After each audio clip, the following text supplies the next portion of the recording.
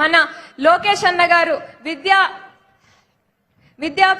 విద్యావేత్తగా ఆయన వచ్చేసిన ప్రతి ఒక్కరికి నా ధన్యవాదాలు తెలియజేసుకుంటూ జై చంద్రబాబు నాయుడు గారు, జై జనసేన, జై బీజేపీ. ధన్యవాదాలు. థ్యాంక్ యూ సింధూర గారు. తర్వాత వక్త మడకశిర శాసనసభ్యులు శ్రీ ఎంఎస్ రాజు గారు మాట్లాడాల్సిందిగా కోరుతున్నాను. 2 నిమిషాలు.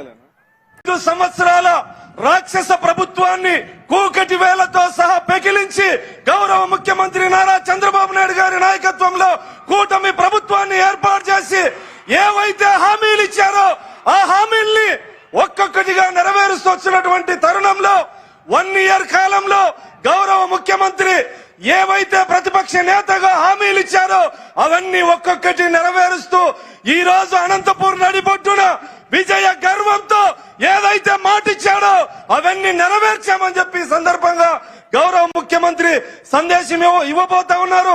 అదేవిధంగా ఉప ముఖ్యమంత్రి పవన్ కళ్యాణ్ గారు గత 5 సంవత్సరాల కాలంలో దళితులు, మైనారిటీలు, గిరిజనులు అన్ని రంగాలుగా అభివృద్ధి నోచుకోక వెనుకబడినటువంటి సందర్భాన్ని మనందరం చూశాం.